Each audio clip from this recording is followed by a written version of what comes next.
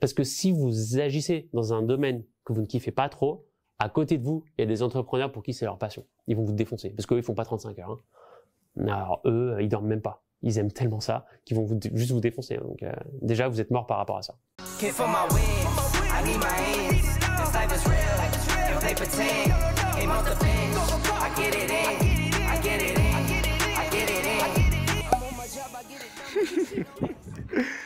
Ça va mon gosse? Tranquille? La forme? T'es chaud? Ça va le faire. Ouais, putain, ça fait longtemps que je suis pas venu là. Ça fait grave longtemps. Et vas-y, on va voir ce que ça donne. Hein. Ça fait longtemps que je n'ai pas parlé, ça fait 1 an et demi. Après, c'était des confs tu sais, en ligne. On verra bien. T'as préparé des trucs? J'ai fait des slides. Oh! J'ai fait des slides. Je vais parler d'outils un peu à la fin, même pendant, je pense. Et je vais parler de cas un peu, tu sais, très récents. Parce que c'est bon, à chaque fois je dis les mêmes choses. Je voulais changer un peu d'air. Et du coup, je vais parler des boîtes qu'on a accompagnées, tout ça, tu vois. Ok. Donc voilà, ça va être cool. Et toi, t'es chaud? Moi, je suis chaud. Et je vais parler de blockchain aussi. Ça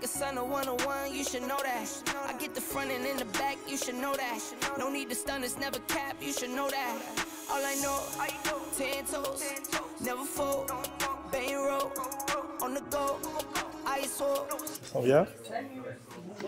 Ça stresse ou pas?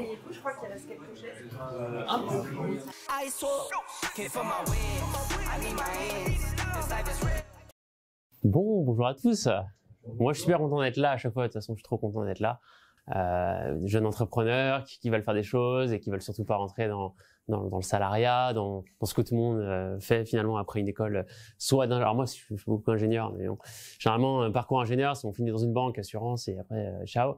Mais bon, MLV, c'est relativement la même chose. IM un peu moins. Je vois beaucoup d'aventuriers chez IM quand même. Là, il y en a deux, ça, c'est toi. Ouais, et c'est vrai que l'IM, pour le coup, je vois plus d'entrepreneurs sortir de l'IM qu'autre part. Donc, j'espère que vous allez les autres tout défoncer là, à le MLV quand même. Mais en tout cas, toujours un grand plaisir. Moi, c'est Franck. Je viens de l'ESILV, donc comme a dit Julien. Donc, background plutôt technique. Alors moi, c'est plutôt simple. Enfin, quand j'étais au lycée, je savais pas du tout quoi faire de ma vie, comme la plupart, comme à mon avis la majorité d'entre vous. J'étais à peu près bon en maths, donc on m'a dit de faire une école d'ingé puisque c'était le plus simple et que c'était pas prise de tête forcément, parce que surtout en école où il y a la prépa intégrée, machin, bon. Du coup, j'y suis allé. J'étais pas un gros hardcore qui allait faire prépa, tout ça. Du coup, ça m'allait très bien, une petite école d'ingé. Et puis on m'a dit que ça allait m'ouvrir plein de portes. Donc comme je savais pas trop que j'étais largué, au moins, tac. Du coup, j'atterris ici. Ça se passe plutôt bien, un peu difficile les premières années, mais après ça roule. Mais plus les années avançaient, plus je me demandais vraiment ce que j'allais faire, parce que moins j'avais envie d'aller dans le salariat. Mais genre vraiment, pour le coup, ça m'a même un peu convaincu de pas y aller. Lors de mon premier stage que j'ai fait en 2e année, c'était à Capgemini. Alors le truc, vraiment, c'est Capgemini. Qui connaît Capgemini? C'est quand même, ouais. Bon, une grosse boîte de services informatiques, une SS2I. Alors maintenant, c'est plus SS2I qu'on dit, c'est autre chose. ISN, non, c'est pas ISN, bref. Et du coup, une société de services dans l'IT. Et 2 mois, et putain, waouh, c'était réunion sur réunion, des réunions pour préparer des réunions, des pauses toutes les 2 heures. Et franchement, ça m'a un peu dégoûté. Et j'avais l'impression surtout que ça n'allait vraiment pas vite, mais genre vraiment pas. Les gens, ils étaient là juste pour cocher des cases et remplir des tableaux Excel, et finalement le client s'en fout un peu. Et il y avait pas de communication, on comprenait pas pourquoi on faisait des choses en fait. C'est surtout ça moi qui m'avait marqué, c'est que je comprenais pas pourquoi je faisais ça et on me l'expliquait pas. Et bref, pas mal de mauvaises expériences comme ça, et ok, bon, et je vois par contre mes camarades à côté qui disent ouais, c'est trop bien, j'étais à la Société Générale, machin. Bon, moi ça m'excitait pas tant que ça. Les années passent, pardon, et j'arrive à la dernière année de l'ESILV, et là on me propose finalement une filiale entreprendre, c'est-à-dire une majeure entreprendre. Donc j'avais la moitié des cours à l'ESILV et l'autre moitié des cours à l'EMLV. Donc c'était moitié-moitié, et les cours que j'avais à l'EMLV c'était vraiment axé entrepreneuriat. Voilà. Alors je me suis dit pourquoi pas, parce que comme je veux pas être salarié dans une boîte comme ça, peut-être que l'entrepreneuriat ça peut être cool. Je suis un peu créatif, j'ai envie de tester des trucs, j'aime même m'amuser, donc vas-y on va tester. Et donc j'y vais. Et là bah je suis face à des profs qui m'expliquent que je dois faire des business plans, que je dois protéger ma marque, surtout si j'avais une idée, que je devais aussi dépenser beaucoup d'argent pour monter les statuts, que je devais penser à recruter quand même, parce que j'étais seul, que j'avais pas forcément toutes les compétences, donc fallait bien construire quelque chose, et que je pouvais peut-être espérer de vendre quelque chose dans peut-être 1 ou 2 ans. Mais avant, c'était compliqué. Et en tout cas, il fallait avoir de l'argent pour se consolider au départ. Donc, on m'a dit ça pendant 1 an. Et je vous avoue, ça m'a aussi un peu dégoûté finalement. Je me dis, putain, en fait, c'est réservé aux riches, l'entrepreneuriat. C'est pas du tout pour moi, du coup, parce que j'étais pas du tout riche. Et en plus de ça, je voulais pas prendre tant de risques que ça. Et je pensais vraiment que, en fait, j'étais un peu perdu à ce moment-là. J'étais, en fait, je suis un artiste, je suis créatif, je suis pas du tout ni entrepreneur, ni dans le business finalement. Et en fait, j'étais un peu perturbé. C'était un moment dans ma vie où j'étais un peu perdu. Et jusqu'au jour où je me balade comme sur Internet. Je me dis, ok, vas-y, il n'y a pas que l'école qui existe, il y a bien d'autres choses. Et là, je tombe sur une vidéo d'Oussama Ammar. Qui connaît Oussama Ammar? The Family. Ok, quand même pas mal. On va dire un tiers. En fait, c'est un accélérateur de start-up assez réputé à Paris. Il était énormément, en tout cas à l'époque, en 2015, 2016, 2017. C'était l'âge d'or de The Family. Aujourd'hui, je les entends un petit peu moins. Et en fait, il prenait un état d'esprit de hacker, en fait, de pirate, de gens qui vendaient avant de créer et qui surtout testaient un produit sur un marché avant même de le rendre parfait et de le rendre nickel, d'être carré sur tout, etc. Et au départ, j'étais là, ouais, c'est chaud et tout, comment c'est possible? Moi, je peux pas construire un produit, je connais pas ça, je connais pas ça, je connais pas ça. Et en fait, j'ai découvert qu'il y avait plein d'outils aujourd'hui sur Internet, mais vraiment beaucoup, qui aidaient à aller sur le marché le plus vite possible, sans avoir besoin de faire de business plan, d'études de marché et de machin vraiment chiant que personne ne veut faire et qui sert à rien en plus. Et du coup, ça commençait à m'intéresser. Donc, je commence à regarder des vidéos de The Family et tout. Et là, je fais, putain, là, ça me plaît. Il y a des gens, il y a des jeunes qui font des boîtes en 1 semaine, ils testent un marché, ils vont essayer de vendre, ils font de l'argent en 1 semaine. Et après, ils se consolident et ça devient des empires. Et ça m'a beaucoup inspiré, ça. À la fin de mes études, j'avais 6 mois de stage à faire pour valider mon diplôme. Et j'avais le choix, c'était soit je la faisais dans ma startup que je créais après la majeure entreprendre, soit j'allais dans une startup. Et The Family était une startup à l'époque. Ils avaient que 3 ans. Du coup, je demande d'aller à The Family. Je me dis, putain, faut que j'aille là-bas, ça me correspond mieux, machin, et tout. Je suis accepté. Je suis là, et là, j'apprends tout. C'est 6 mois incroyables. Je vous dis, j'apprends, mais tellement. Je rencontre des entrepreneurs incroyables. Je découvre des outils incroyables. Je m'amuse, en fait, de ouf. Et après, ils m'embauchent pendant 2 ans. Et en fait, ils m'embauchent en tant que dev, parce que je savais faire quoi? Du dev. Je viens d'une école d'ingé, je peux pas faire grand-chose d'autre, quoi. Et du coup, j'apprends sur le tas du dev crade, en fait. Des trucs de hacker, du gros hacking, on appelle ça. Donc, je faisais des scripts en JS pour aller scraper des prospects sur les réseaux. On allait les taper. Enfin, genre, c'était vraiment un truc. On pensait en dehors de la boîte, en fait. Think out of the box, c'est-à-dire que vraiment, on regarde pas les méthodes traditionnelles, conventionnelles et qui existent, mais plutôt des choses détournées pour aller chercher un marché sans avoir d'argent. Et au bout de 2 ans, j'ai l'impression d'avoir vraiment assez vu de choses. Et là, je décide de partir et de monter enfin ma boîte, de commencer mon parcours finalement entrepreneurial, parce que je me sentais vraiment beaucoup plus libre. Et ma première aventure, c'était opyjama.com.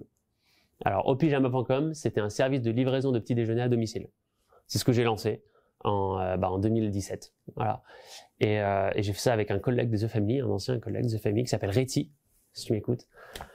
Et du coup, on était là en Vélib à 4h du mat à livrer des gens dès l'ouverture de la boulangerie. On allait acheter les croissants, les pains au chocolat, bam, on les livrait. C'était vraiment à la bourrine. On n'avait pas de boîte qui était créée, on n'avait pas de compte bancaire. C'était vraiment juste à l'arrache. Et on disait aux gens, là, on est une petite boîte, on démarre, on est le Uber du petit déjeuner. Et vous prenez pas. Et je vais revenir après sur cette aventure pour vous expliquer ce que j'ai appris comme leçon et que j'ai pris en pleine face. Mais c'était une aventure assez incroyable. C'était ma première aventure. Pas de traction à la fin. Pas de traction. C'est-à-dire, c'est pas viable. En fait. Les gens n'en parlent pas autour d'eux. Et là, j'ai reçu ma première claque qui était, mais Franck, si t'es pas indispensable pour les gens, tu n'existes pas. C'est pas parce que ton produit il est ouf, c'est pas parce que ton idée a l'air dingue que les gens ils vont acheter ton produit, mais vraiment pas. Ce projet, j'étais entouré de gens qui me disaient que j'avais l'idée du siècle. Il n'y a pas une personne dans mon entourage qui m'a dit que c'était de la merde. Pas une personne. Et tous ceux qui m'ont dit que c'était incroyable, il n'y en a aucun qui a payé. Et ça, c'est l'histoire d'un entrepreneur. Toute votre vie, vous allez être dans un focus incroyable, vous allez voir que votre produit, mais putain, il est trop beau, comment on peut ne pas l'acheter, c'est fou, c'est fou, c'est fou, et derrière, personne n'achète. Et là, il y a une vraie remise en question à faire, et c'est là que rentre en jeu l'ego, en fait. Et ça, c'était, du coup, je vous dis, ma première leçon, c'est que j'ai pris en pleine poire le marché, en fait. Le marché, au final, les gens, ils n'ont pas besoin de petit déjeuner le matin, tout simplement, en fait.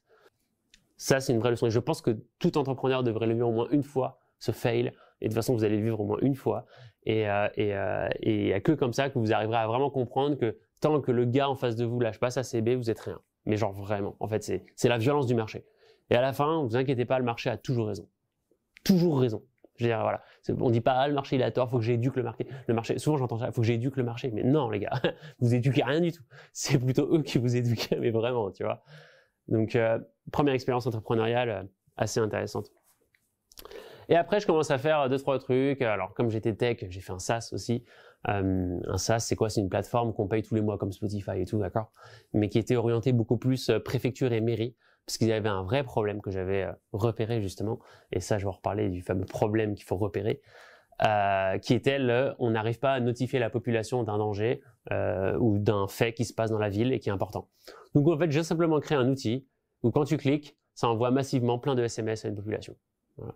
Et les gens, ils payent aujourd'hui 10 000 € par an pour avoir ce truc. Donc en fait je remplace les sirènes, les trucs comme ça qui envoient pas d'informations, qui sont cassées tout le temps, enfin bref. Donc ça, pareil, je me suis enfoui dans une niche, j'ai vu un problème, j'ai proposé une solution tout de suite et aujourd'hui ça tourne. Ça c'est ce que j'ai fait du coup juste après au pyjama. Après j'ai fait aussi j'ai une petite facette dans l'événementiel, après ce sera fini pour les présentations. J'ai une petite facette dans l'événementiel où je fais des soirées et des festivals de hardstyle. Qui connaît le hardstyle, la musique? Allez les gars, c'est cool. Vous connaissez Art Pulse? Non, putain, oh là, vous êtes nuls. Je vous en prie. C'est l'association que j'ai montée à Paris en 2016 et on fait des soirées régulièrement à Paris, à Chambéry aussi. On a fait une à Nantes et là depuis le Covid, bon c'est vrai que ça fait 2 ans on fait plus rien, mais du coup on va reprendre petit à petit. Et du coup je fais des soirées et des festivals de hardstyle en France. On fait des soirées entre 400 et 800 personnes généralement. On rapporte des guests. On était à la Technoparade 2 fois, en 2017 et en 2018. Donc c'est ma petite facette passion, un peu association. C'est une association, ok. Et j'ai créé un petit écosystème autour de ça, mais on va en revenir. Et là, récemment, je suis parti de Paris.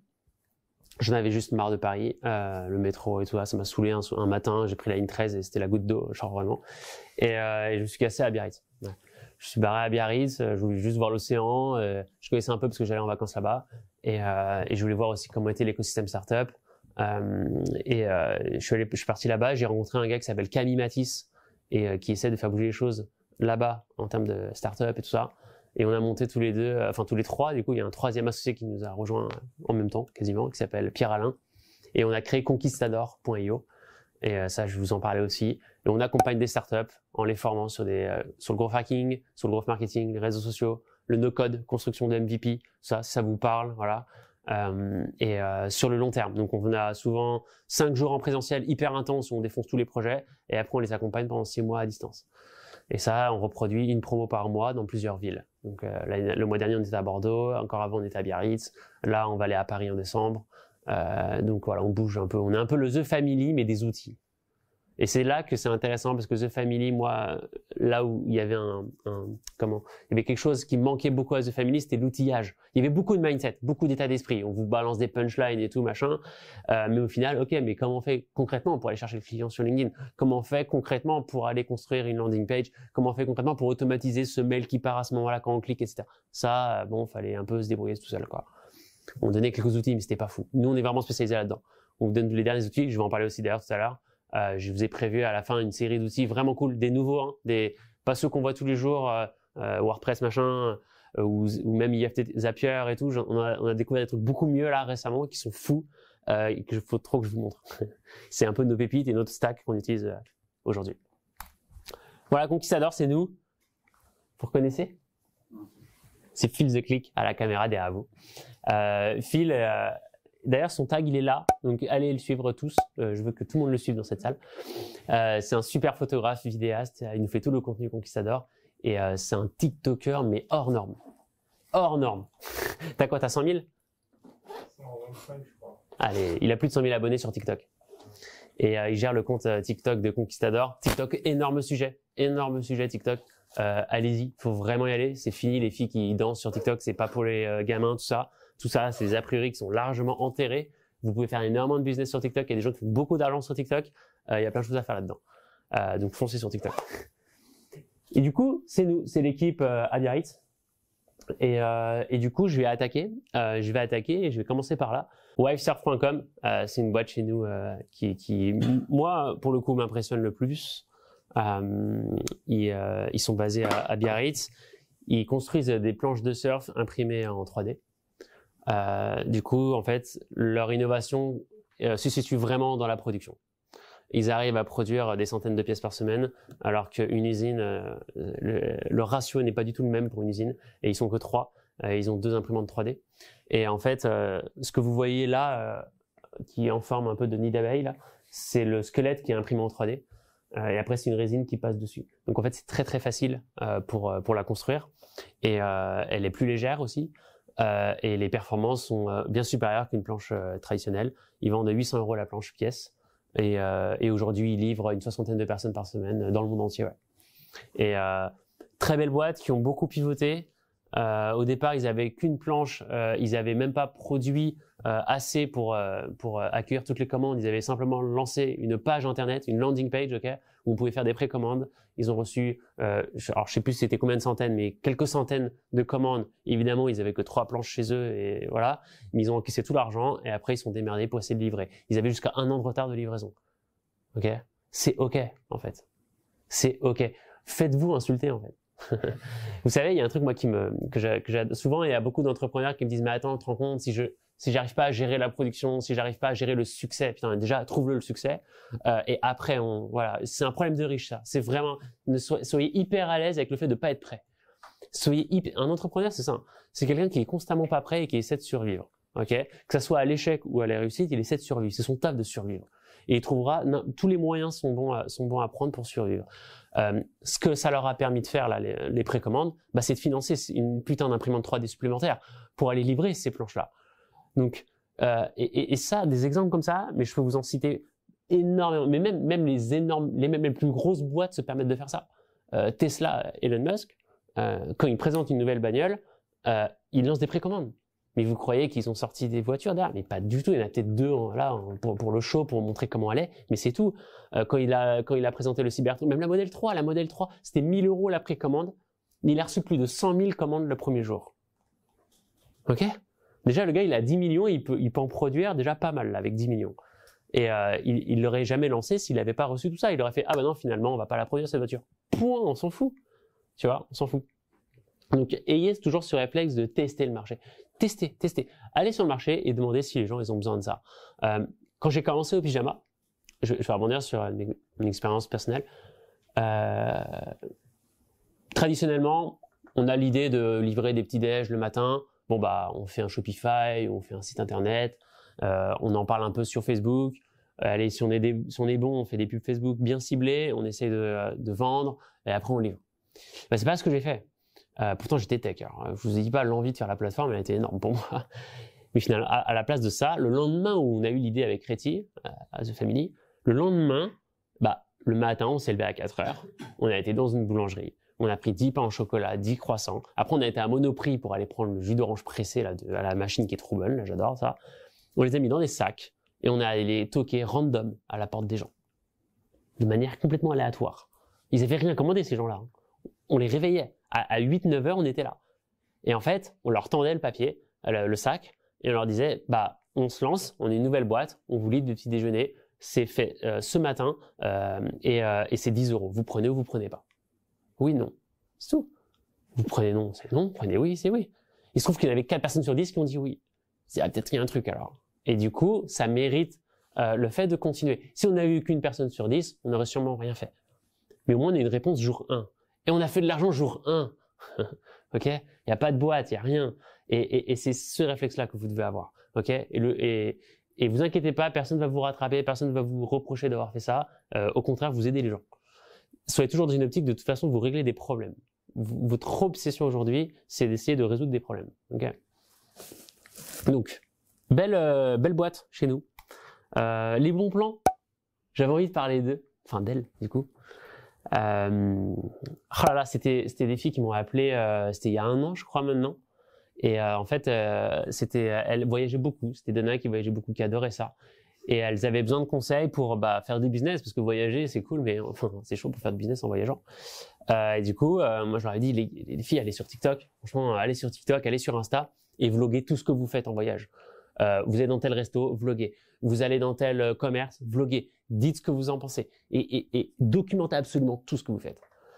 Et en fait, aujourd'hui, elles ont un compte TikTok à 162 000 abonnés. Et elles font des vidéos à plus de 2 millions de vues. Et elles font du business comme ça parce que tu as des restos qui les appellent tous les jours pour faire des opérations.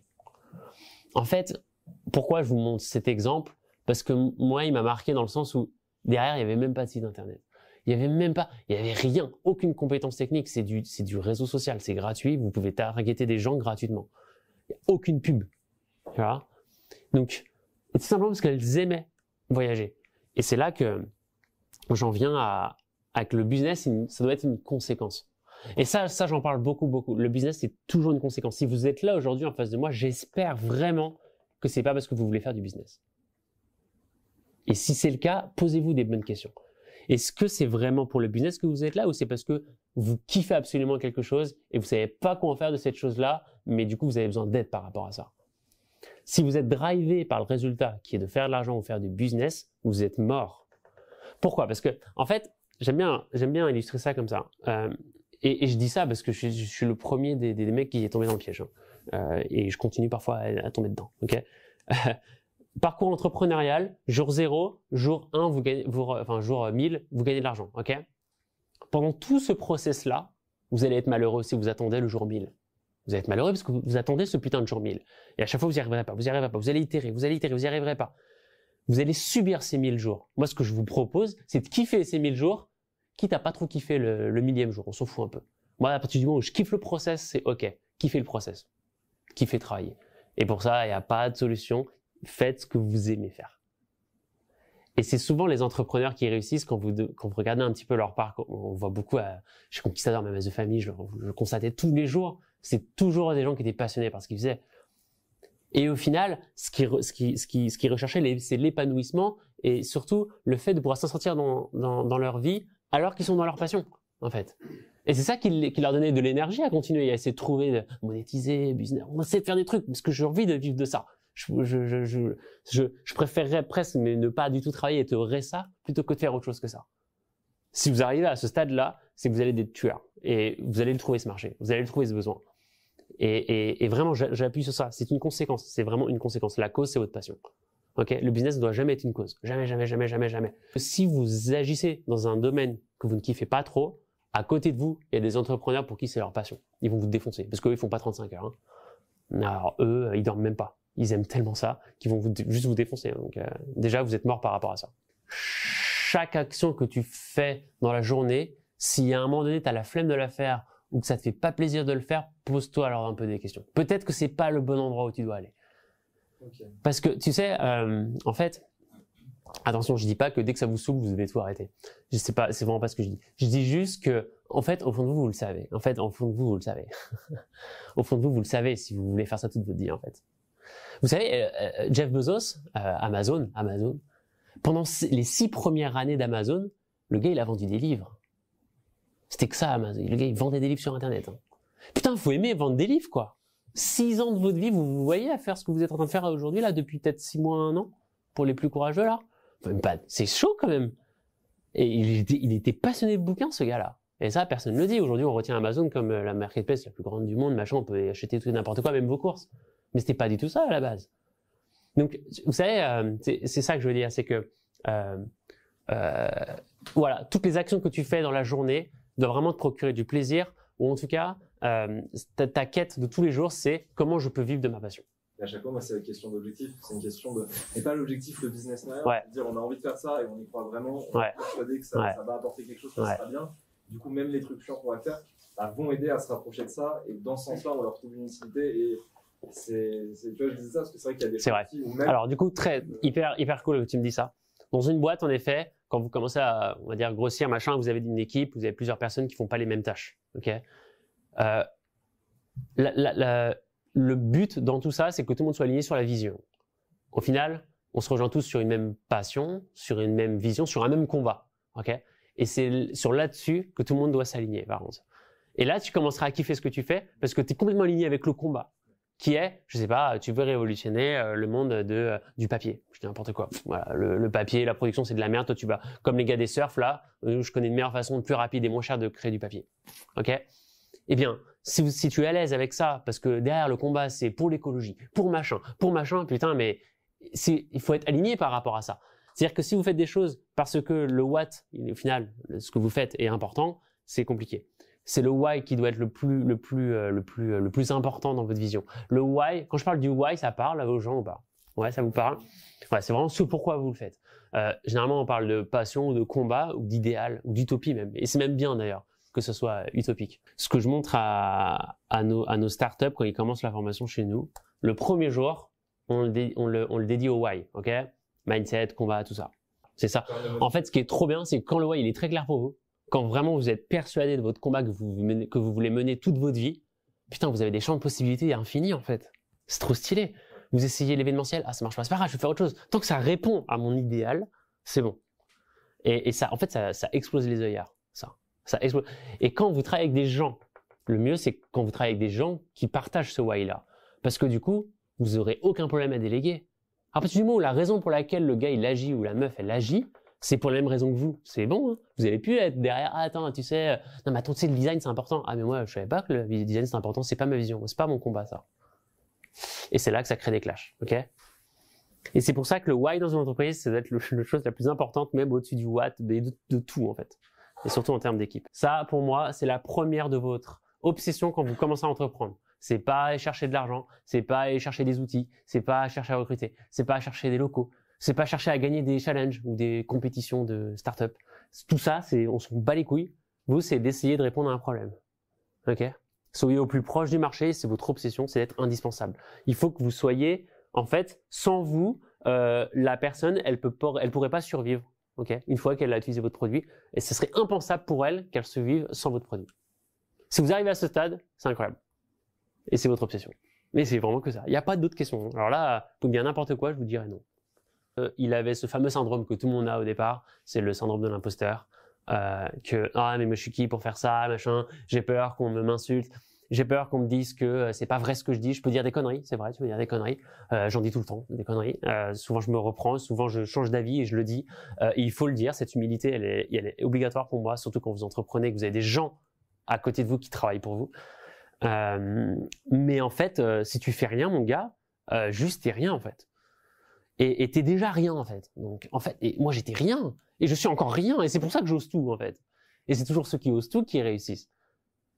Et parce que les gens qui osent tout, ils ont rien à perdre, parce qu'ils sont déjà rien en fait. Ils ont déjà rien, ils ont rien à perdre. Les plus gros ont tout à perdre. Et c'est pour ça que les grosses boîtes se font démolir par les startups. Uber a défoncé les taxis, Deliveroo, voilà, Airbnb, les hôtels, ont une bouchée. Mais tout simplement parce que les gars qui ont fait Airbnb, ils s'en battaient les couilles, ils étaient déjà rien. C'était des barbares, c'était des hackers. C'était des hackers. Ils s'en foutaient complètement. Parce qu'ils avaient rien à perdre. La BNP, le jour où ils vont prendre le risque pour essayer de faire une banque en ligne, on peut encore se lever tôt. Le jour où ils vont oser dans la crypto-monnaie, on peut encore se lever tôt. Mais parce que l'enjeu, il est beaucoup trop énorme, en fait. L'enjeu, vous vous rendez compte, il y a des actionnaires, ça devient... Le seul moyen qu'une grosse boîte, et ça existe, Google, Apple, ils y arrivent, le seul moyen pour une énorme boîte d'innover encore, ou de faire des choses comme ça un petit peu think out of the box, pour le coup, c'est des grosses boîtes qui arrivent à faire des petites startups à côté, bac à sable, c'est sandbox, ils mettent, je sais pas, 10 000 euros dedans, ils foutent 3 gars dans un local et ils disent débrouillez-vous, faites un Uber pour, je sais pas, le petit-déj, voilà, au pyjama, Uber Eats pour le petit-déj, et démerdez-vous avec 10 000. Et là, vous créez des hackers. Putain, 10 000 euros, c'est pas beaucoup. Hein. Et vous payez pas, évidemment, 10 000 euros. C'est comme ça d'ailleurs qu'Uber s'est développé. Uber, pour ouvrir chaque pays, ils n'ont pas juste envoyé des centaines de gars et faire une antenne à Copenhague et ouvrir Uber. C'est pas ça, hein. Non. Ils ont mis 3 pecnos avec 10 000 euros et ils disent vous refaites Uber. Et allez-y, démerdez-vous. Pourquoi? Parce que les gars qui ont créé Uber, ils avaient cette culture de il faut que vraiment tous nos employés soient des gens qui soient obsédés par le besoin et soient obsédés par le fait de trouver une solution à un besoin sur un marché. Ok. Et du coup, ils osaient tout. Parce que de toute façon, après, ils étaient virés s'ils n'y arrivaient pas. Donc là, je peux vous dire que ça crée des vrais barbares. Et j'en ai pris, moi, des râteaux, des gens qui me jetaient mon sac de petit-déj parce qu'ils n'en avaient pas envie. Et qui me prenaient aussi pour un arnaqueur. Mais qu'est-ce qu'on s'en branle, vous êtes déjà rien, enfin, on s'en fout. Enfin, franchement, on s'en fout, quoi. Et d'ailleurs, vous avez de la chance parce que vous aurez au moins la réponse. Versus les gens qui font rien, parce que, attends, machin, ça se fait pas. Attends, étude de marché, c'est mieux. Mais qui finalement font rien après. Okay, au moins, vous avez la réponse. Des gens qui sont chauds de la blockchain, crypto et tout. Allez, cool. Vas-y, on va en parler après. Et du coup, j'adore envoyer ma vibe parce que je sais que déjà, je vais recevoir des feedbacks déjà pertinents de gens qui sont intéressés par ce que je dis. Des insultes, eux, je les ignore, de toute façon, on s'en bat les couilles, c'est juste des gens qui font rien dans leur vie, de toute façon. Et surtout, je peux expérimenter des choses déjà. Moi, il y a des gens, quand je parle blockchain, ils me disent « Hey Franck, comment on fait pour acheter un NFT? Comment on fait pour installer un wallet ?» Ah bah attends, besoin. Ah, conséquence, business. Je suis parti de la passion, blockchain, crypto, et j'en suis arrivé à un business, mais simplement parce que j'ai eu un retour marché. Okay, donc c'est le marché qui vous exprime un besoin. Et ça, pour le faire, c'est une bonne méthode que de se montrer sa gueule sur les réseaux, quoi. Donc j'ai une opportunité à droite, à gauche. On m'avait proposé de faire un talk en anglais en physique. Oui, je veux pas du tout le faire, mais je le fais. Je veux vraiment pas. D'ailleurs, ça m'a fait ça quand tu m'as proposé, c'est Maïlis ou toi, quand vous m'avez proposé, c'était toi, une conf en anglais en ligne. Je suis pas du tout à l'aise en anglais, les gars. Moi, je suis une daube. Je vous dis, une fois, j'ai fait une conf, elle est jamais sur YouTube. Elle est sur YouTube. J'étais à The Family, c'était ma première conf en anglais. J'avais que des anglophones devant moi et c'était sur Growth Hacking. Ok? Et ça a duré 20 minutes. Putain, je vous assure, je suis allé aux toilettes avant, après, c'était horrible. Et je redoutais un moment, c'était les questions, parce que vous vous rendez compte, déjà, faut comprendre le gars. Après, faut savoir répondre, avoir de la répartie. Enfin, ouais, c'est compliqué, quoi. Et pourtant, j'y suis allé. Mais c'est simplement parce que je savais que je regretterais. Je dis, putain, Franck, t'as eu ça comme opportunité, tu l'as pas fait. Et ça m'a fait ça pour ta conf. Je m'en suis pas trop mal sorti, je suis beaucoup préparé. Vous savez, moi, j'ai fait un arrêt cardiaque à 22 ans. Ok. Et en fait, ce que ça m'a provoqué, alors j'ai été sauvé, machin, dernier moment et tout, trop de chance, le gars, il y a 5% de chance de survivre et tout, bref. Et je dis ça, pas, je m'en bats les couilles, hein, je me plains pas et tout. Mais ce que je veux dire juste, c'est que c'est con, il m'a fallu ça pour comprendre ça. C'est con, et franchement, on n'attendait pas ça. Moi, j'aurais adoré avoir cette flamme avant, et il a fallu que je vive ça pour dire, putain, le temps, il est compté. L'argent, putain, l'argent, on s'en bat les couilles. Ça, tu vois, ça part, ça vient, ça se récupère. Le temps, non, ça se récupère pas. Et quand tu l'as plus, tu l'as vraiment plus. Tu vois. Et c'est très noir.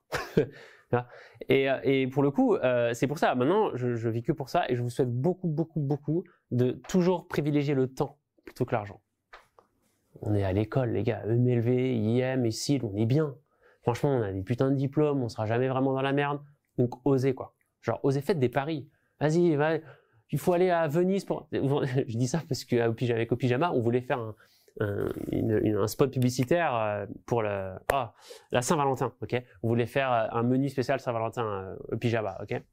Et du coup, on s'est dit avec Réti, vas-y, comment on peut marquer le coup et tout. Viens, on va à Venise et on va aller sur la place Saint-Marc et on va faire voler un sac de petit-déj avec un mon drone. Ouais, vas-y, go. Et on est parti 2 jours après à Venise, juste pour faire ce spot publicitaire. Aujourd'hui, elle est sur YouTube, et vous tapez Au Pyjama Saint-Valentin, ou sur Facebook, je crois d'ailleurs. Et on l'a fait. Et juste parce qu'on était vachement alignés par rapport à ça, tous les deux, vas-y, nique, en fait. On a dépensé peut-être 500 balles dans ce voyage, avec tout compris, mais c'est une putain d'expérience. Aujourd'hui, mais c'est fou, je peux raconter ça, c'est trop stylé, et je vous souhaite trop d'avoir ça. J'ai entendu beaucoup, depuis que j'ai commencé, de gens qui disent, ouais, mais ces choses-là, je les fais pas parce que j'ai pas d'argent, parce que j'ai pas ça. Et en fait, quand on met les pieds dedans, on se rend compte qu'il y a beaucoup de choses où on pensait au début qu'on n'avait pas du tout la thune pour le faire, pas les moyens. Et soit on peut apprendre, soit il y a 46 000 moyens détournés de le faire. C'est clair. Et du coup, c'est plus des excuses qu'on se trouve soi-même parce qu'on a un peu peur de le faire. C'est confortable. Ouais. C'est trop confortable, c'est trop bien de se dire qu'on n'a pas le temps, on n'a pas d'argent. Au final, je suis d'accord avec toi, il y a une certaine exaltation à certains moments de se dire, ces trucs-là, je pensais pas du tout pouvoir les faire, je savais pas du tout comment y arriver, mais aujourd'hui, bordel, on l'a fait, ça marche, et on est arrivé à ce résultat-là. Et en fait, de se dire, des fois, mettre un pied dans l'inconnu, parce que je suis d'accord, on sort du cadre de très scolaire, très grosse boîte, tout ça, de vous avez la sécurité, tout ça. D'un autre côté, et là-dessus je te rejoins totalement, c'est si tu tentes jamais rien, un peu comme je disais avant, si tu fais jamais rien, tu seras la même personne. C'est si vous tentez rien, forcément vous réussirez rien. Par contre, si vous en tentez 150, potentiellement toi, les 4 mecs qui t'ont dit oui pour le petit-déj, tu serais allé voir 1000 personnes, t'en aurais eu 200 qui t'auraient dit oui, ça marchait. Alors que si tu vas en voir 2 en te disant j'ai pas voulu le tenter parce que j'emmerde les gens, ça marchera pas. Complètement. Et même, enfin, je veux dire, moi souvent, tu vois, je dis, ok, peut-être que tu as énormément de chances d'échouer. C'est inévitable pour moi. Mais allez, souvent je disais, tu préfères avoir 1% de chance de réussir ou 100% de chance de rien faire. De toute façon, tu feras rien, donc, je veux dire, nique. Enfin, tu vois. Et ouais, complètement aligné avec toi. Complètement aligné. Allez, on va passer sur des outils. En fait, c'est un outil qui est vraiment tellement énorme et qui a tellement de fonctionnalités. Là, j'en ai dit que 1%. Je pense qu'il faut juste que vous expérimentez un peu, bidouillez. Il y a plein de vidéos YouTube qui en parlent et pour savoir bien l'apprivoiser. En tout cas, aujourd'hui, nous, chez Conquistador, c'est ce qu'on utilise beaucoup en interne. Et c'est là qu'on automatise aussi pas mal de choses parce qu'il y a des bases de données que vous pouvez faire avec. Donc, on met nos clients dessus, tout ça. Ça peut servir de CRM. OK, mais notez-le et explorez ça. Je vais pas passer plus de temps sur celui-là, je vais passer plus de temps sur les autres. Mais Notion, c'est un mastodonte. OK. Alors, Toly, c'est le tout nouveau. Putain, alors, ce truc, ils veulent niquer Typeform. OK. Eux, c'est leur obsession, c'est de tuer Typeform. Typeform, c'était l'outil pour faire des formulaires. Très sympa, très UX, tout ça, qui est gratuit. Il y a une formule payante, si vous voulez. Vous utilisez Toly, vous mettez nom, prénom, tu mets ta carte bleue et c'est fini. Et tu envoies tes newsletters toutes les semaines. OK. Vous n'avez rien payé. D'ailleurs, il y a Substack. Je l'ai mis après, vous inquiétez pas. C'est aussi gestion de newsletters payantes. Donc ça, c'est un cas d'usage que vous pouvez faire. Moi, à Bordeaux, à la promo d'avant, du mois dernier, il y avait un gars qui voulait tester une formation pour apprendre le breton, la langue. Okay, je lui dis, mec, il avait un groupe Facebook de gens qui sont passionnés de Bretagne. Fais un Toly, formulaire, avec des vidéos gratuites pour apprendre les bases au départ, et après, il a eu un résultat. Il a fait de l'argent, tu vois. Et les vidéos n'étaient pas encore faites. C'est important. Les vidéos sont pas encore faites. C'est pas grave. Je lui dis, encaisse tout, et après, tu feras les vidéos comme tu en envoies une par jour de toute façon. Tranquille, tu fais à flux tendu, quoi. Et tu dis, bien dans le formulaire, on commence le 1er octobre. Et il a lancé cette campagne le 26 septembre, un truc comme ça. Cas d'usage encore. 0 €, hein, il a payé. Etc., etc. Toly, très très cool, qui défonce Typeform. Vous pouvez regarder, c'est incroyable. Typedream.com, landing page. C'est vraiment landing page. Il y en a plein. Hein. Squarespace, WordPress, Strikingly, bon, il y en a plein. Typedream, pour moi, c'est le petit nouveau là, qui défonce tout en ce moment, qui est hyper UX, hyper simple. Ils ont des templates vraiment beaux. C'est une page web, hein, donc vraiment, tu as ta proposition de valeur en haut, tu expliques ce que tu fais, tu mets quelques vidéos gratuites, tu expliques le prix à la fin, et si tu t'abonnes pas. Alors, tu peux mettre son adresse mail, et du coup, tu récoltes l'adresse mail pour aller le recontacter après. Mais Franck, moi, je veux savoir faire une landing page, machin. C'est vrai, c'est bien de faire une landing, mais attention, c'est vraiment pas le sujet principal. Souvenez-vous, les filles qui voyagent, pas de landing page, c'est un TikTok. Dans 80% des cas, vous n'avez pas besoin de landing page. Vous pouvez vendre directement sur les réseaux sociaux ou dehors. Donc, franchement, 80% des cas. Sauf si vous avez vraiment un produit tech, SaaS, machin, où il y a des préinscriptions, là, vous faites une landing, c'est OK. Mais quand c'est du contenu que vous balancez, apprends une langue, même vendre un petit déjeuner. Texto, paf, PayPal, t'en m'envoies l'argent, on s'en fout, tu vois. Même pas besoin de landing pour ça, presque. Un Instagram où tu expliques que pour le matin, il faut que tu manges ça, et c'est livré demain, et en plus, c'est à 10 €. Il y a plein de gens qui vendent sur Insta. Il y a plein de gens qui font du business sur Instagram et TikTok, ok. Integromat.com, ils veulent tuer Zapier, et ils y arrivent vraiment bien. C'est incroyable. Integromat, on est passé dessus complètement avant d'été sur Zapier. Il vous permet de faire des workflows. Alors, pour ceux qui ne connaissent pas Zapier, parce que je pense que peut-être qu'il y en a, c'est un outil pour connecter des outils, plein d'outils entre eux et créer des automatisations. Exemple, vous avez créé une landing avec Typedream. Imaginez, tu vois, le gars, il s'inscrit, sauf qu'il n'a pas été jusqu'au bout de la procédure, il avère qu'il n'a pas payé. Admettons, il a été sur Toly parce qu'il s'est inscrit, il n'a pas payé à la fin. Et bien, boum, ça le relance 3 jours après. Donc, if 3 jours, il n'y a rien eu, hop, on le retarget, ça envoie un mail automatique. Enfin, vous voyez, vous pouvez faire des trucs assez badass comme ça. Et en fait, avec ça, les possibilités sont vraiment infinies. Integromat, on kiffe de ouf. Integromat, allez-y, quoi. Substack, du coup, la newsletter payante. Ok, la scalabilité, en gros, c'est lorsque votre prochain client va toujours vous coûter moins cher que le précédent. C'est ça, la scalabilité. C'est-à-dire que quand vous ouvrez un restaurant, c'est compliqué d'être scalable. Parce que quand vous avez, je sais pas, 35 personnes, il est complet votre restaurant. Si vous voulez accueillir le 36e personne, il faut ouvrir un autre restaurant. Putain, c'est chaud. Et le 36e restaurant, il y aura aussi que 35 places. Et du coup, en fait, au final, votre client vous coûtera toujours le même prix, voire plus cher. Okay. C'est-à-dire qu'il faut mettre de la ressource humaine ou matérielle pour accueillir un nouveau client. et ça vous coûte de l'argent. Le but, c'est que cet argent-là, décroît. Plus vous augmentez un client, plus le prix de chaque client décroît. Ok? Vous écrivez un livre, c'est complètement scalable. Écrire un livre, c'est scalable. C'est-à-dire que vous écrivez un livre, vous le vendez à une personne, le livre il vous aura coûté 6 mois d'écriture, mais vous touchez 2 personnes, il vous aura coûté que 3 mois d'écriture. 3 personnes, plus que 2 mois, un mois d'écriture, etc., etc., etc. Et si vous touchez 1000 personnes, il vous aura coûté peut-être que 2 secondes de travail. Donc c'est scalable. Ok? Eh bien, un produit qui est scalable est la newsletter. Tant que vous écrivez votre mail, qui est 5 personnes ou 1 million de personnes, c'est exactement le même temps de travail que vous allez passer. Ok? C'est souvent, il y a Oussama Ammar qui explique ça, qui définit la startup comme ça. Quand vous posez la question, c'est quoi une startup finalement? Il dit que c'est une équipe qui est continuellement à la recherche d'une solution à un problème et continuellement à la recherche d'une scalabilité sur cette solution. Ok? C'est une définition qui lui appartient. C'est vrai qu'elle est très respectable. Mais c'est vrai que moi, j'ai plus tendance à dire que c'est simplement un groupe de personnes qui essaient de résoudre un problème, qui n'est pas forcément scalable. C'est pas grave de ne pas être scalable au début. Vraiment pas. N'ayez pas cette obsession d'être scalable. Vraiment. Genre, ça, pour le coup, parce que ça peut que vous freiner au tout début, parce que vous n'êtes pas encore sûr que les gens, ils ont besoin de vous. Quand vous êtes sûr que les gens, ils ont besoin de vous, là, réfléchissez à comment grandir de manière scalable. Mais alors attention, parce que souvent on me dit, mais c'est quand que je le sais que les gens ils ont besoin de moi? Alors déjà, si vous me posez la question, c'est qu'a priori vous ne l'avez pas atteint en ce moment. Parce que le jour où vous allez l'atteindre, vous serez débordé. En fait. Atteindre, on appelle ça quand vous atteignez un moment dans votre boîte qui s'appelle le product market fit. C'est quand vous avez atteint ce moment où vous êtes complètement débordé, parce que les gens, ils ont besoin de vous, ils ont compris ce que vous faites, ils en parlent autour d'eux. C'est un peu les trois points qu'on retrouve dans les startups qui ont atteint leur product market fit. Ok? Eh bien, tant que vous ne l'avez pas atteint, on s'en fout de la scalabilité. On s'en fout complètement, c'est pas du tout le problème. C'est de résoudre un problème. Comment le trouver du coup? Ouais, le product market fit? Ouais. Eh bien, comment le trouver? C'est exactement ce que j'ai essayé de faire avec Opijama. C'est d'essayer de... mois numéro 3, on a commencé à comprendre qu'il n'y avait pas de traction, donc pas de croissance organique. Les gens n'en parlaient pas autour d'eux, ils revenaient pas de rétention, donc c'était compliqué. Et là, faut changer un truc. Faut changer, je sais pas, le prix. Peut-être que c'est le prix le problème. Faut changer peut-être la formule du petit déjeuner. On s'est mis à mettre des fruits après dans le petit déj. C'est peut-être pas la bonne cible.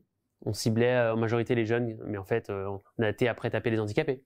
Ah, ça répondait déjà un peu plus. On se rapproche un peu plus du fit. À chaque fois, on appelle ça itérer. Vous itérez sans arrêt votre projet, en fait, votre idée, en fait, ok? Parce que vous êtes sans arrêt à la recherche continuelle de cette rencontre avec le marché. Donc changez, et n'essayez pas de changer tout d'un coup. Quand on dit pivoter, ce mot qu'on exprime un peu tout le temps, d'ailleurs à tort et à travers, pivoter ne veut pas dire on change tout et on fait autre chose, on fait de la musique. C'est pas ça pivoter. Pivoter, c'est vous avez un produit, vous savez que ça fonctionne pas, et changez juste un paramètre. C'est une méthode scientifique, on change un paramètre pour savoir si c'est ça. Vous n'allez pas en changer 2 en même temps.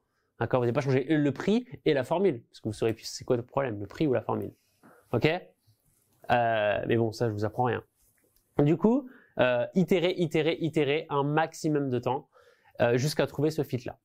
Si vous le trouvez pas, ça peut arriver, et ça arrive à 99% des entrepreneurs, eh bien là, il faut vous poser des questions.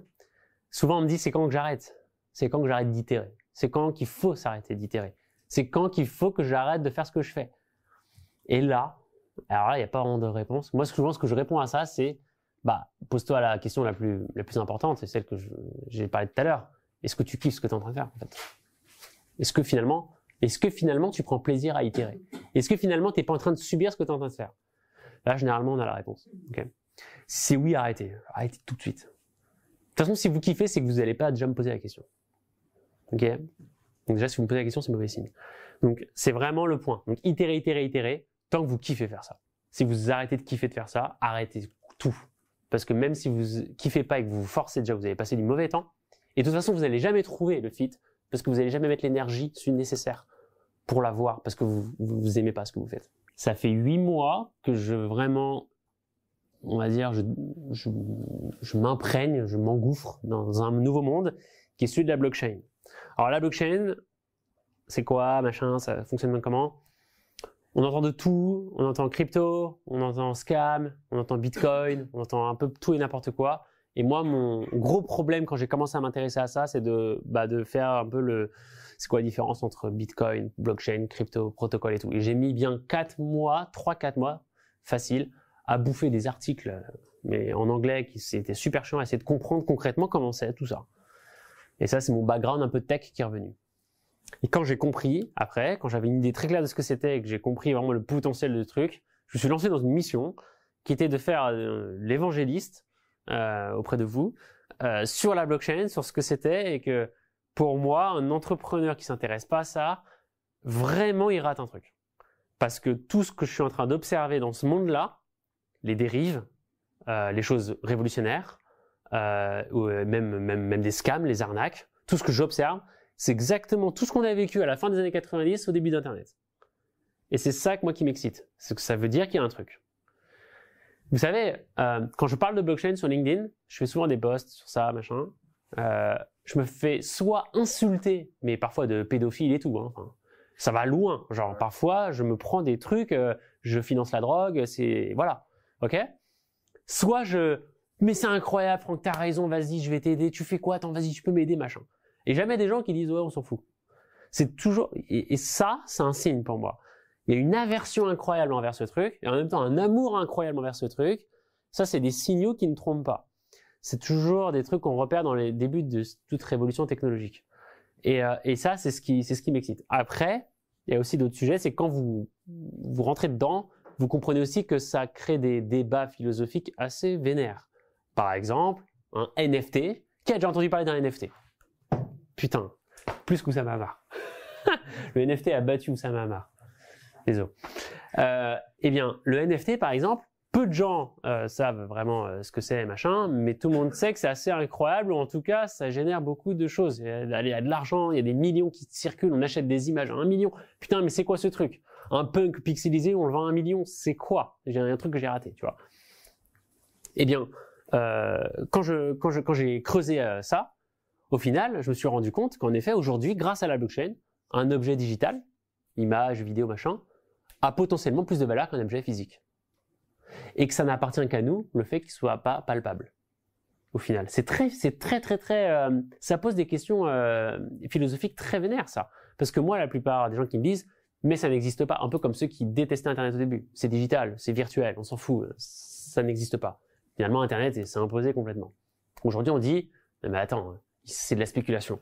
C'est des gens qui font ça pour gagner de l'argent, ça ne vaut rien, c'est qu'une image, c'est qu'une vidéo, c'est pourri, quoi. C'est même pas de l'art. Tout le monde peut le faire, du coup. Moi aussi, je peux le faire. Eh bien, moi, je pense pas. Parce que si on regarde au final les avantages d'un NFT, c'est que c'est authentifiable, à distance, par n'importe qui.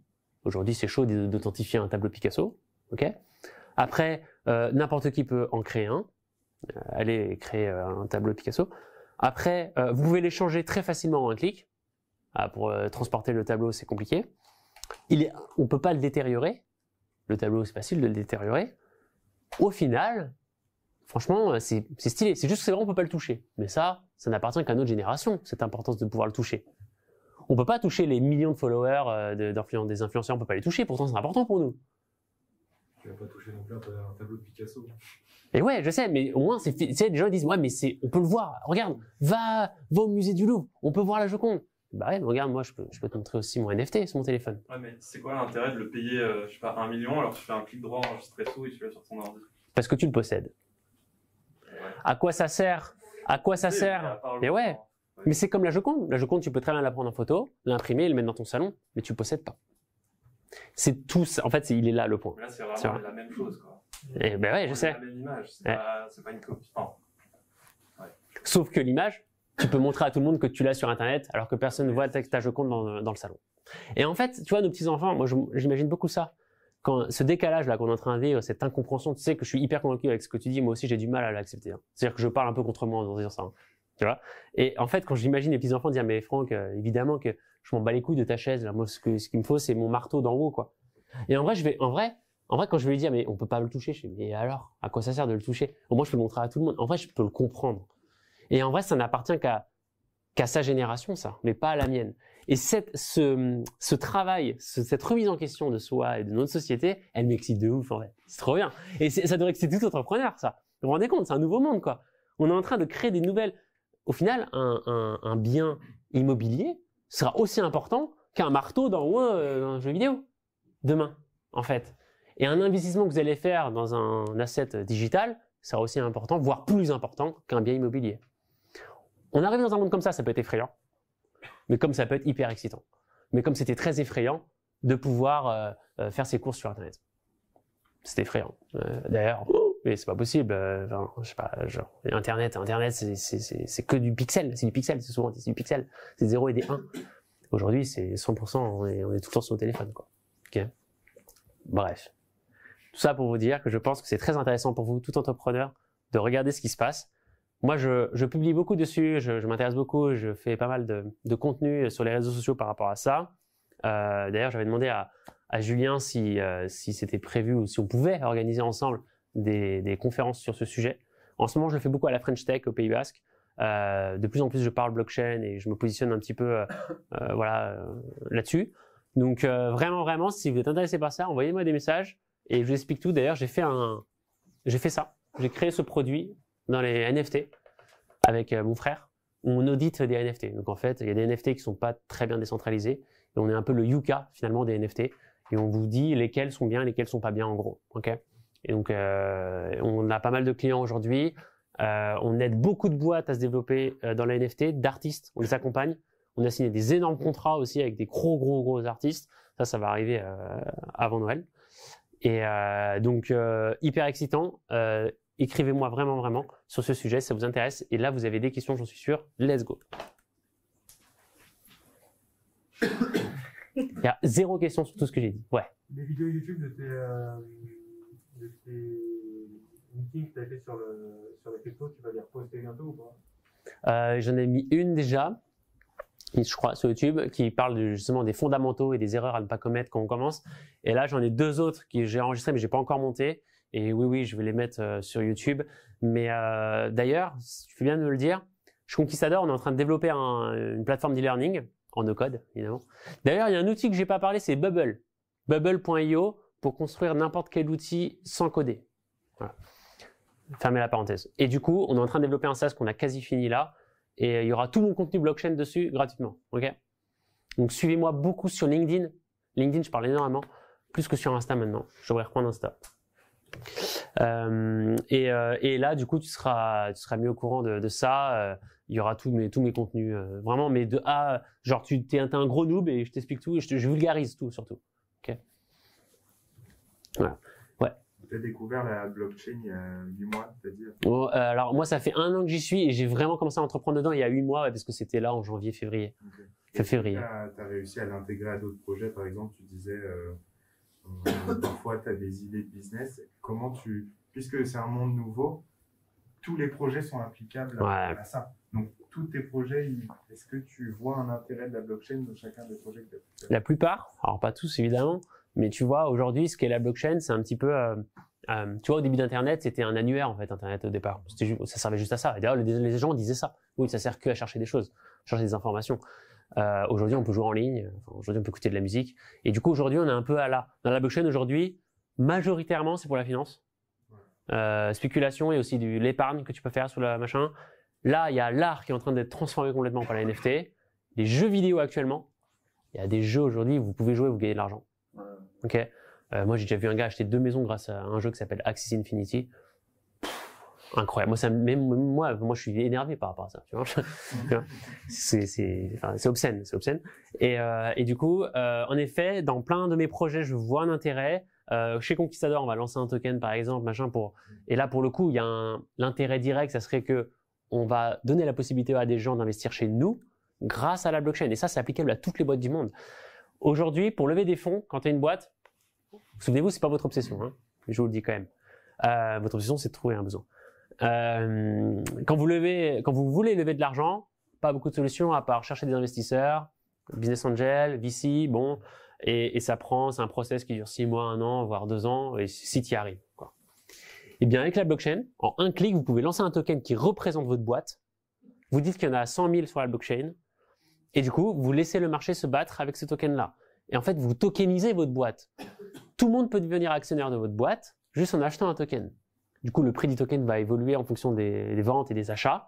Et ça, c'est génial parce que vous, derrière, vous avez une réserve. C'est tout le principe d'une action. Admettons que vous avez 20% de votre boîte. Tout le reste est à la communauté. Et quand le token, en fait, il aura pris pas mal d'argent, vous allez en vendre juste 5%. Boum, ça vous fait une rentrée de 100 000.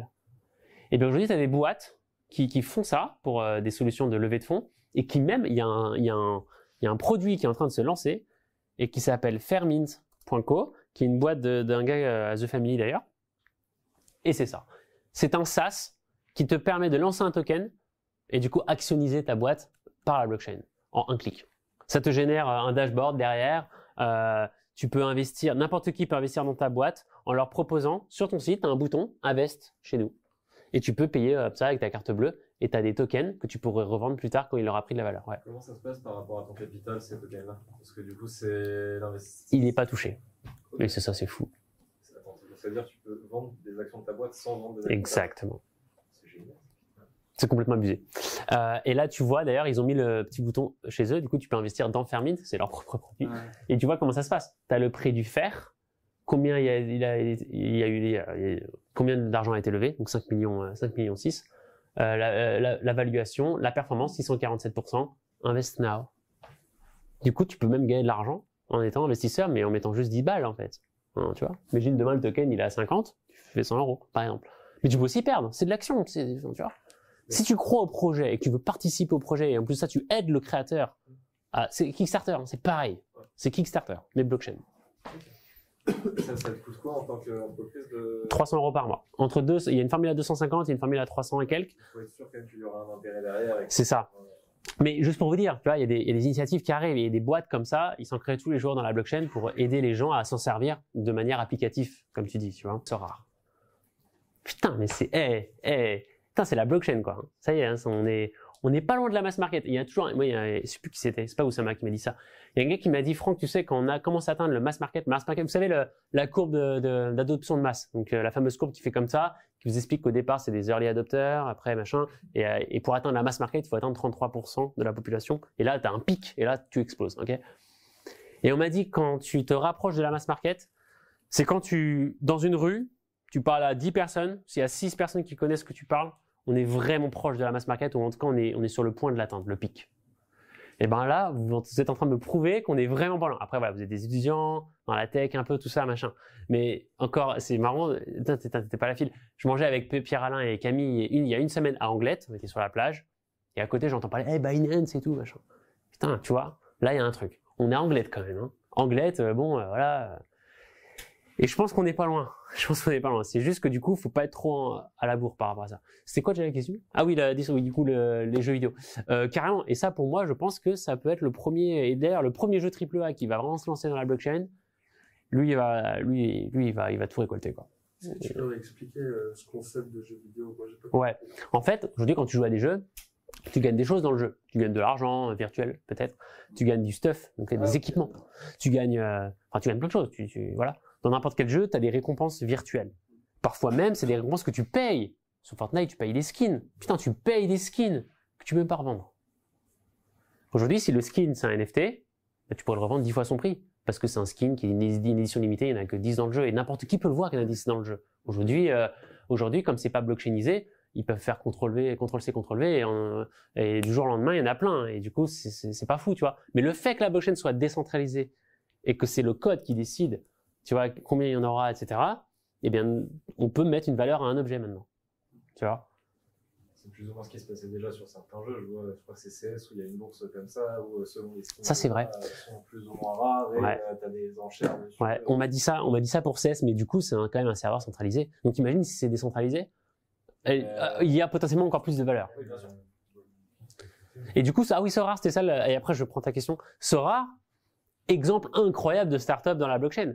Première licorne française depuis 2 semaines. Ils ont fait une levée de fonds de 680 millions. Ils sont valorisés à plus de 6 milliards.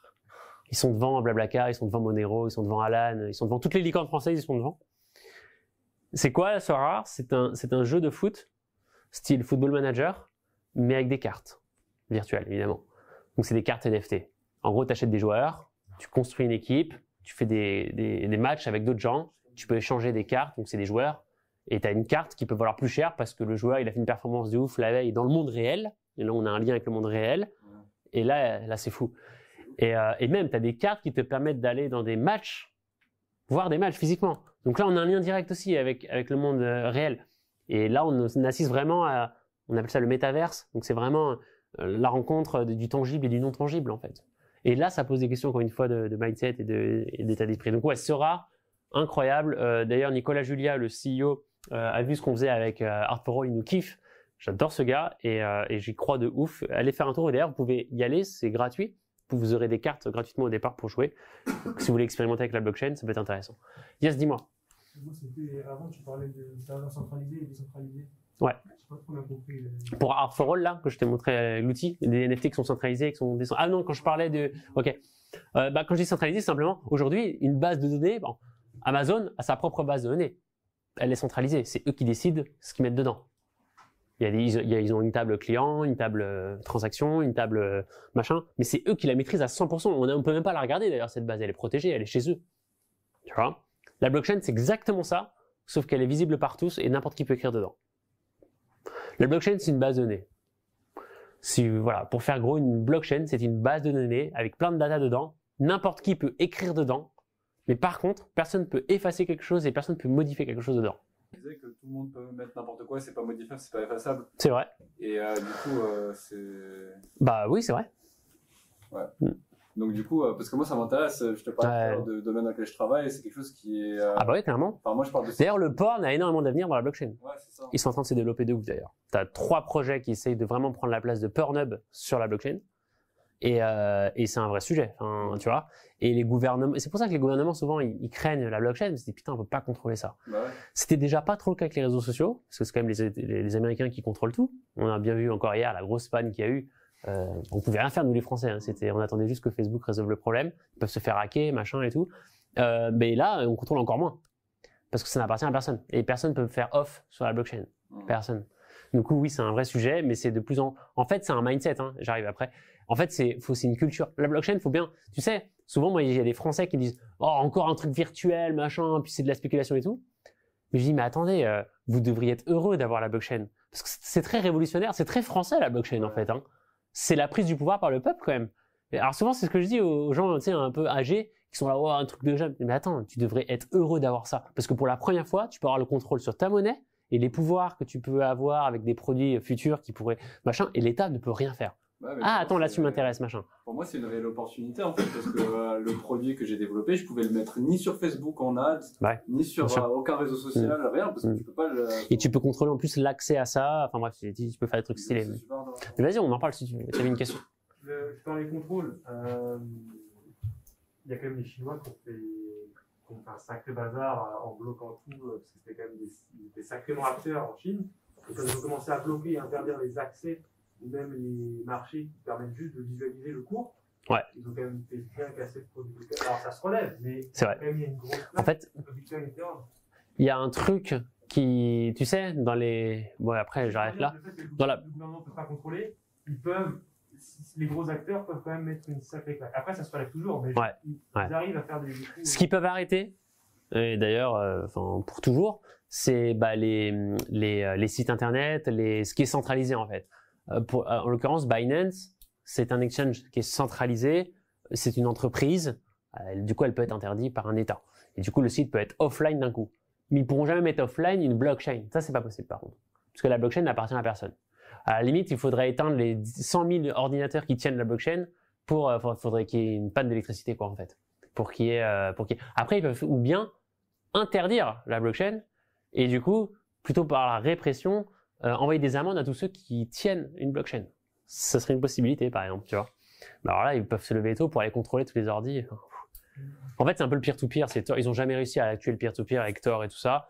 Ils arriveront encore moins avec la blockchain. Mais tu as raison, tu as des produits centralisés qui font. C'est la porte d'entrée à la DeFi, parce que sinon, quand on a exactement. Un peu complexe. Mais exactement. Pour réussir à rentrer dedans, il faut forcément passer par Coinbase. Ouais, pour transformer l'argent réel en crypto, tu es obligé de passer par un exchange. Mais aujourd'hui, on porte beaucoup d'importance au dollar, mais demain, peut-être pas. C'est aussi ça qui est intéressant, tu vois. Et d'ailleurs, ils se cassent la gueule de ouf avec les planches à billets. Bon, c'est un autre sujet. Ça va? Ça fait 2 heures qu'on parle là en plus, non? Presque, 1h30. Ça va, Julien, ou tu... C'est cool? Allez-y, hein, c'est des questions. Apparemment, on a encore du temps. Au début, tu as parlé de protéger des idées. Est-ce que tu veux prendre une dernière question? Avec grand plaisir. S'il y en a une. Question, allez, une petite question là. Yes. Moi, Je t'ai jamais entendu en plus. c'est parce que concrètement, mon produit, c'est partir sur une plateforme d'e-commerce où je sais cosmétique, donc Ok. tout ce qui est naturel, Très bien. vegan, etc. Très très bien. Et je veux faire le lien entre un peu comme Uber, Ok. mais particulier à particulier ou particulier D'accord. de maison, et quelqu'un qui cherche Ok. un produit. Et complètement, le problème, c'est moi-même, je voulais résoudre mon problème où on est vraiment paumé avec la transparence des produits. On ne sait pas ce qu'il y a dedans, nous, tout le temps. Et c'est hyper intéressant. Par exemple, on juste regarder Chanel, les produits sont tous toxiques, ils sont tous en eux, et ils détruisent la peau. Pourtant, on continue à acheter. Ok. C'est sur ça où il faut Ok. vraiment faire. C'est un vrai combat ça. Hein. C'est un beau combat d'ailleurs. Hein. Putain.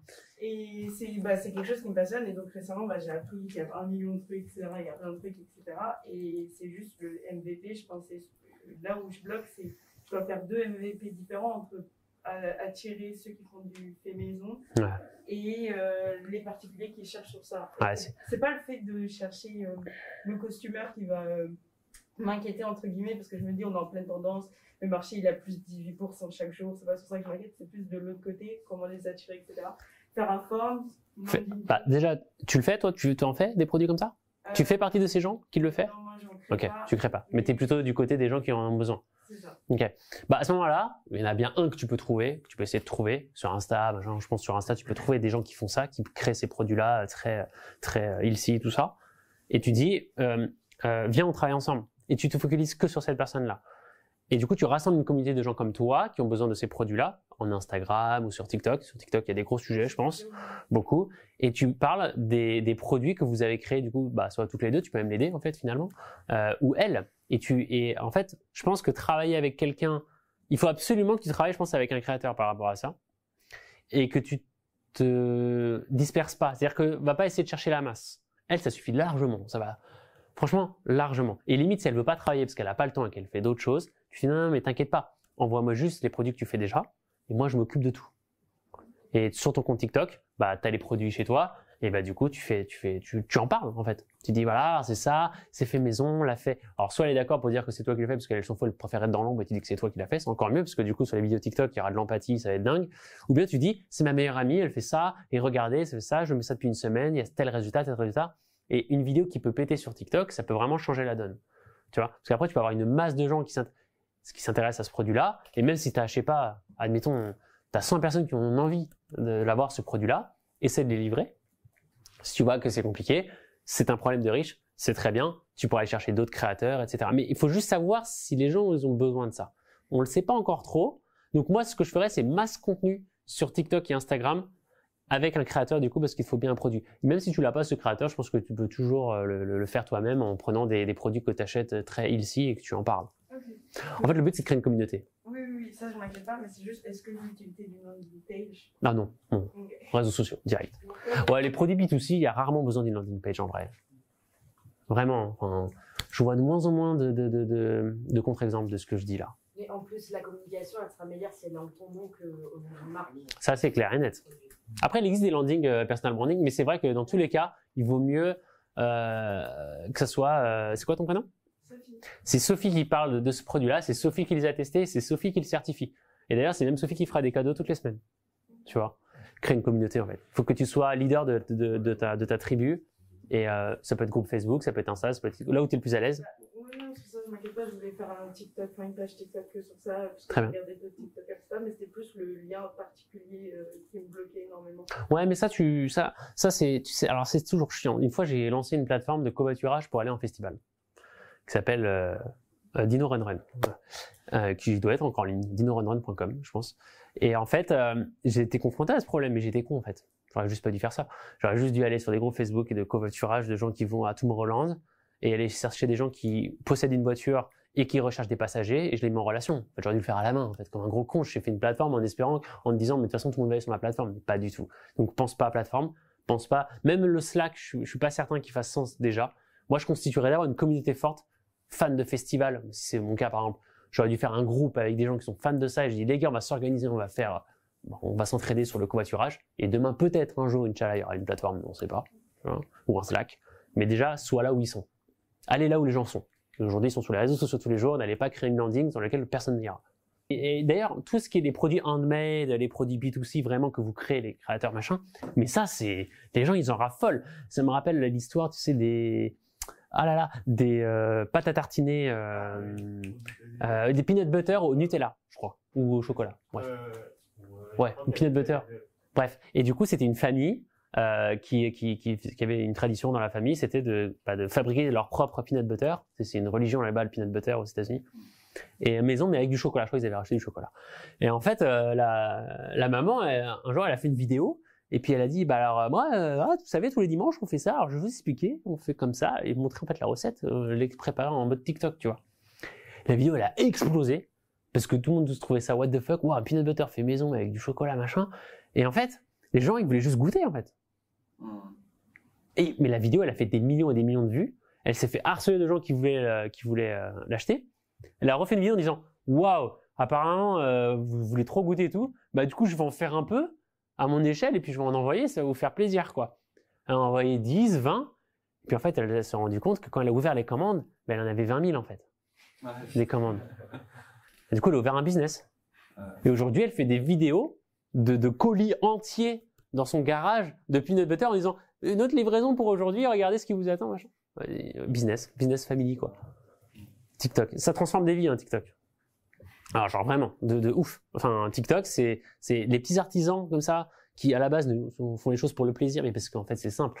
On est sans arrêt assailli de pubs Dior et tout, on voit pas ce qui est handmade en fait, on le voit plus. Ça fait longtemps qu'on le voit plus. Et ben pour la première fois, les gens qui font ça prennent de l'importance parce que c'est cool de voir ça et c'est très empathique.